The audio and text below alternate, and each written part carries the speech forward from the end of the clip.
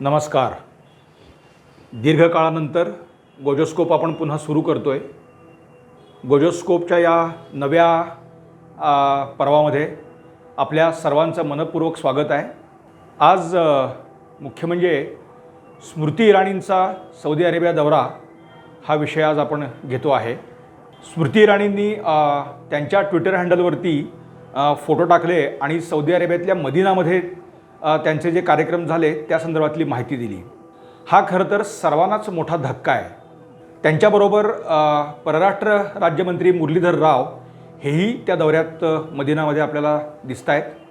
हा फोटो किंवा त्यांनी दिलेली माहिती यात आपल्याला तसं मदिना या पलीकडे फार काही लक्षात येईल असं नाही, परंतु एकूण सौदी अरेबिया किंवा अरबी जग, विशेषतः UAE म्हणजे संयुक्त अरब अमिरात असेल, सौदी अरेबिया असेल, बहारीन असेल, असे जे तेलसंपन्न आणि आर्थिकदृष्ट्या संपन्न असलेले जे अरब जग आहे, या अरब जगामध्ये जी सामाजिक क्रांती गेल्या काही काळात सुरू आहे त्याचं निदर्शक म्हणून स्मृती इराणींच्या या दौऱ्याकडे आपण बघू शकतो.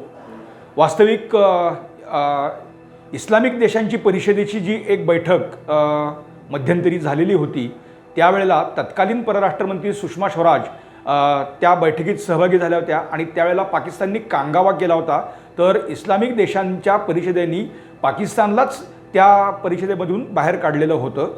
आता एक म्हणजे इस्लामी देशांच्या परिषदेनंतर अशा इस्लामी देशामध्ये गेलेल्या या दुसऱ्या केंद्रीय मंत्री आहेत आणि त्यांचा अतिशय वॉर्म वेलकम म्हणायला हरकत नाही असं, आणि तेही मदिनेमध्ये झालेलं आहे. वास्तविक आपल्याला एक गोष्ट माहिती आहे की मक्का असेल किंवा मदिना असेल तर तिथे मुस्लिमेतर नागरिकांना जगभरातल्या प्रवेश दिला जात नाही असं आपल्याला एक माहिती आहे. पण याही इतिहासाचा थोडा धांडोळा घेतला तर असं दिसून येईल 19व्या शतकाच्या आधीपर्यंत साधारणपणे कोणत्याही जाती धर्माचा व्यक्ती ही मक्का असेल मदिना असेल इथं जात असलेली आपल्याला दिसून येईल. पण सौदी अरेबियाच्या राजघराण्यांनी 19व्या शतकामध्ये त्याच्यावरती बंदी घातली आणि त्यानंतर जवळजवळ 100 वर्षानंतर म्हणायला हरकत नाही असं मुस्लिमेतर अशी एखादी व्यक्ती ही मदिनात गेलेली आहे. त्यामुळं स्मृती इराणी यांच्या या मदिना भेटीला एक वेगळं महत्त्व आहे. तिथं त्यांचा तुम्ही पेहराव बघा तर त्या पूर्ण भारतीय पेहराव्यात आहेत. टिकली लावलेली आहे, मंगळसूत्र आपल्याला दिसतं आहे, किंवा मुरलीधर राव हे पारंपरिक दाक्षिणात्य वेशामध्ये तिथे आहेत आणि म्हणजे स्मृती इराणी यांनी कुठेही हिजाब किंवा असं काही हे केलेलं नाही. त्या पूर्णपणे भारतीय वेशात आणि मुरलीधरराव भारतीय वेशात तिथे आहेत असं आपल्याला दिसतं आहे. आता हे एक ट्रान्सफॉर्मेशन सौदी अरेबियामध्ये आपल्याला या निमित्ताने दिसतं आहे. तर हे मुळात जे आहे ते काय आहे, मुळात तो भाग आपण थोडासा लक्षात घेतला पाहिजे आणि त्यामुळे या भेटीचे अन्वयार्थ काय काय निघू शकतात हे आपल्याला या निमित्ताने लक्षात येईल. सौदी अरेबिया किंवा अबुधाबीमध्ये आजही तेलाचे प्रचंड मोठ्या प्रमाणात साठे आहेत असं सांगितलं जातं. ते सत्यही आहे, परंतु पुढच्या काही एस्टिमेशनमध्ये फरक आहे, परंतु धरून चला की पुढच्या 50 ते 70 वर्षामध्ये हे तेलाचे साठे संपणार आहेत. मग हे तेलाचे साठे संपले तर या देशांचं होणार काय? हा जो तेलसंपन्न आणि त्यातून आर्थिकदृष्ट्या संपन्न झालेला अरब समाज आहे किंवा ही अरब देश आहेत, या अरब देशांचं होणार काय ही चिंता त्यांना आहे. आणि तेलसाठे संपतील की नाही हा वेगळाच विषय आहे. आत्ता ज्या पद्धतीनं अपारंपरिक ऊर्जा स्रोतांचा वेध अवघड जग घेतं आहे, त्यातून आपण आता इलेक्ट्रिकल व्हेकल्स बघतो आहोत, किंवा जिथं तेलाचा किंवा अशा ऊर्जा स्रोतांचा संबंध येणार नाही अशा पद्धतीचे ऊर्जा स्रोतांचा वेध आणि त्याचा शोध संशोधन हे जगभरामध्ये मोठ्या प्रमाणावरती सुरू आहे. त्यामुळे तेलाधारित अर्थकारणाला मोठ्या प्रमाणावरती छेद जाणार आहे. आज या स्वरूपाचे काही प्रयत्न होत असतील आणि ते कदाचित बाल्यावस्थेतही असतील, परंतु तंत्रज्ञान ज्या पद्धतीनं वेगानं विकसित होते तरी याही क्षेत्रामध्ये मोठ्या प्रमाणावरती बदल घडले तर तेल हाताशी असूनही या तेलसंपन्न देशांना पुन्हा एकदा त्यांच्या अर्थव्यवस्था सांभाळणं ही मोठी कसरत होऊन बसणार आहे. आणि याचा वेध सौदी अरेबियाचे राजपुत्र किंवा डिफेक्टो राजे ज्यांना म्हणता येईल, मोहम्मद बिन सलमान किंवा MBS असं पॉप्युलरली त्यांना म्हटलं जातं, तर तो MBS असतील किंवा दुबईच्या शासकांनी हा आधीपासूनच घेतलेला आपल्याला दिसून येतो. त्यातून अर्थव्यवस्थांचं विकेंद्रीकरण हे दुबई किंवा अबुधाबीनी साधारणपणे 70च्या दशकापासूनच त्याला मोठ्या प्रमाणावरती चालना दिलेली होती. ती चालना किंवा त्यांचे प्रयत्न हे साधारणपणे अन्य अरब जगाला कळायला वेळ लागला. पण आता अवघं अरब जग जे तेलसंपन्न आहे किंवा ज्यांच्या अर्थव्यवस्था मजबूत आहेत आणि असे इस्लामी देश ज्यांना यामध्ये आर्थिक प्रगती साधायची आहे, ते लोक आता अबुधाबी किंवा UAEचं मॉडेल नक्की काय आहे आणि त्या अनुषंगाने आपल्याला काय काय करता येईल याचा वेध अतिशय वेगानं घेत आहे. आपल्याला एक गोष्ट वाचनात आहे की नाही माहिती नाही, पण इथे एक सांगायला हवं आहे. सौदी अरेबियाच्या आपल्याला फक्त MBS म्हणा किंवा असे 2-4, पण त्या राजघराण्यातल्या सदस्यांची संख्या ही साधारणपणे 2000च्या पुढे आहे. भारतीय लोकांना अरब प्रदेशामध्ये विशेषतः बहारीन असेल, कतार असेल किंवा सौदी अरेबिया किंवा या सगळ्या प्रदेशामध्ये आता व्हिसा फ्री एंट्री देण्याचा एक प्रस्ताव आलेला आहे. मग हा प्रस्ताव हा अशा स्वरूपाचा का येतो? व्हिसा फ्री एंट्री किंवा आता अनेक ठिकाणी ऑन अरायवल आहेच, तर याच्यामध्ये अधिकाधिक रिलॅक्सेशन देणं. या सौदी राजघराण्यामध्ये मुळात जे काही आता त्यांचे जे काही क्लान्स असतील तर त्यांच्याकडे मोठ्या प्रमाणावरती पैसा आहे, त्यांच्याकडे जमिनी आहेत. तर आपल्याला एक दिसून येईल की या लोकांनी अरबस्थानामध्ये किंवा त्या सगळ्या प्रदेशामध्ये त्यांचे स्वतंत्र डेस्टिनेशन्स तयार करायला सुरुवात केलेली आहे. म्हणजे पर्यटन हा पुढच्या काळामध्ये जर अर्थव्यवस्थेचा कणा बनवायचा असेल तर त्या दृष्टीने त्यांची वाटचाल सुरू झालेली आहे. आणि अशा स्वरूपाच्या अर्थव्यवस्थांसाठी अरब जगतातलं पारंपरिक सामाजिक जीवन जे आहे ते उपयोगी ठरणारं नाही, किंबहुना ते मारक ठरेल हे त्यांच्या मुळात लक्षात आलेलं असल्यामुळे संपूर्ण अरबस्थानामध्ये याला आपण UAE आणि विशेषतः दुबईत थोडं बाजूला ठेवू, कारण दुबईच्या शासकांनी या स्वरूपाचे प्रयोग हे 19व्या शतकापासूनच त्यांनी जोर दिलेला होता आणि हळूहळू का असेना त्या समाजामध्ये ट्रान्सफॉर्मेशन होत गेलेलं होतं. मात्र अरब स्प्रिंग नंतर या शासकांना विशेषतः सौदी असेल, बहारीन असेल किंवा अन्य काही ज्या मोनार्कीज आहेत किंवा राजेशाही आहेत, त्यांना असं लक्षात आलं की अर्थव्यवस्था जर बिघडल्या तर त्यांचं राजेपद किंवा त्यांची राजेशाही टिकणार नाही आणि इजिप्तसारखे प्रयोग इथं मोठ्या प्रमाणावरती होतील हे लक्षात आल्यामुळे आणि दुसरीकडे पारंपरिक जी विचारसरणी म्हणजे इस्लाम किंवा अरब संस्कृतीची जी सांगितली जाते ती जर ठेवली तर अर्थव्यवस्थांना म्हणजे मुळात अर्थव्यवस्था चालणार नाहीत. नव्या बदलत्या आर्थिक पर्यावरणाशी त्या जोडल्या गेल्या नाहीत तर आपण पुन्हा एकदा मोठ्या प्रमाणावरती मागं फेकले जाऊ हे लक्षात आल्यामुळेच MBSनी मोठ्या प्रमाणावरती सामाजिक बदलांना वेग दिलेला आहे. मग तो वेग देत असताना म्हणजे एक हदीसमध्ये काही बदल करा असे त्यांनी तिथल्या धर्मगुरूंना सांगितलेलं आहे. दुसरीकडे महिलांना विशेषतः हिजाब किंवा हे म्हणजे आता शाळांमध्ये येणाऱ्या ज्या म्हणजे महाविद्यालयात येणाऱ्या ज्या किंवा कामाला येणाऱ्या महिला त्यांनी हिजाब घालायचा नाही असा त्यांनी एक आदेश मध्यंतरी काढलेला होता. आता सौदीतल्या रस्त्यांवरती महिलांना वाहन चालवायची परवानगी दिलेली आहे. सौदीच्या पोलीस फोर्समध्ये मोठ्या प्रमाणावरती महिला या सहभागी करून घेतलेल्या आहेत आणि त्या पूर्णपणे पोलिसी वेशात असतात, हिजाब वगैरे त्या घालत नाहीत. म्हणजे हे त्या समाजाच्या दृष्टिकोनातून दृश्य स्वरूपाचे बदलाव पण त्यांनी सुरू केलेले आहेत.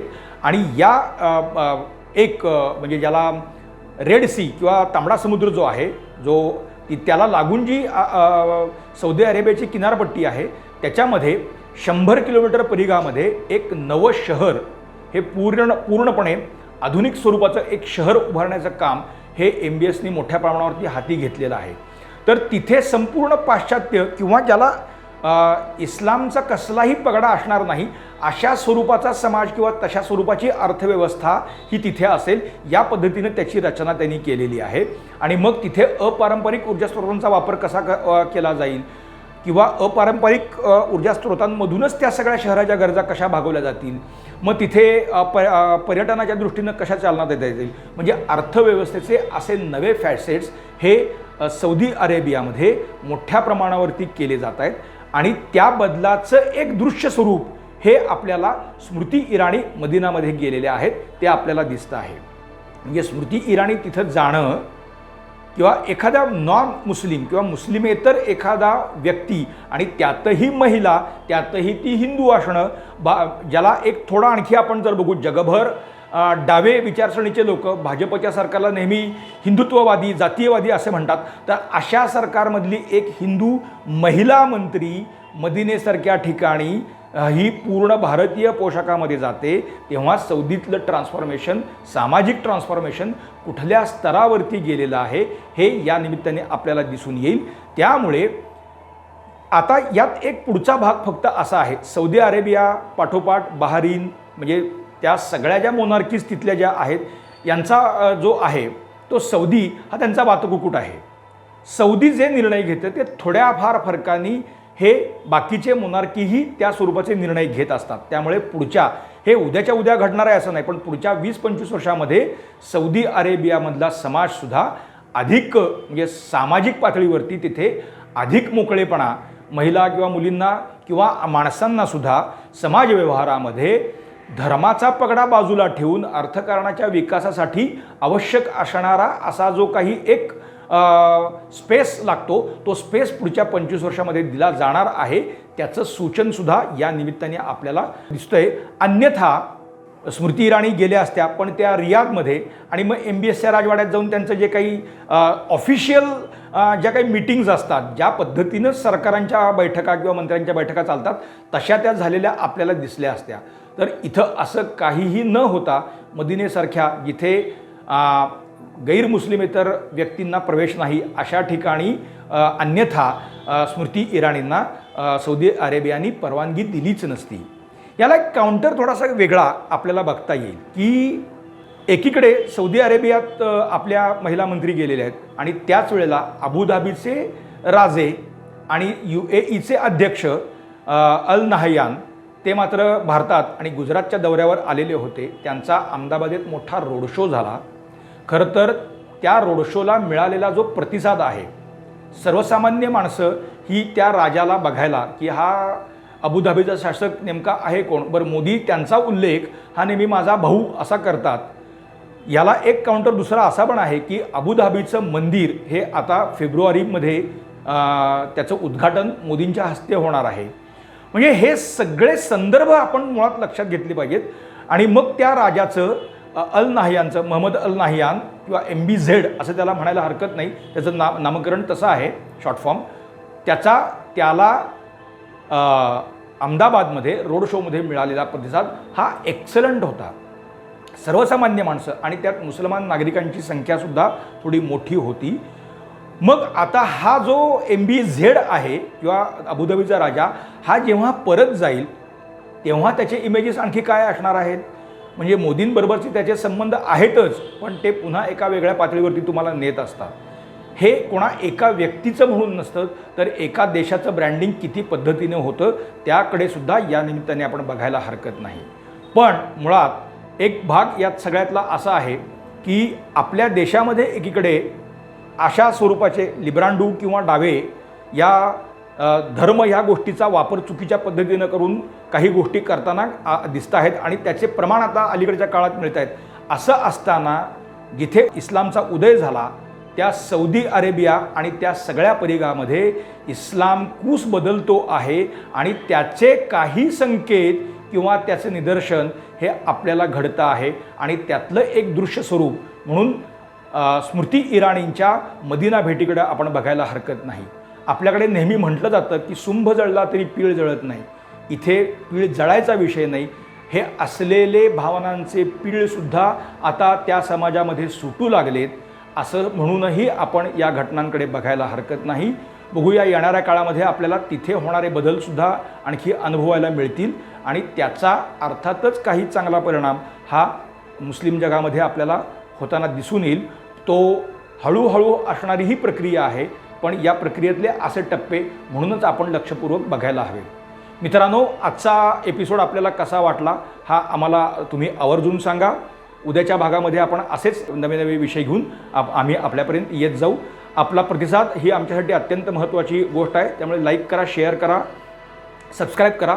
गोजोस्कोप. धन्यवाद.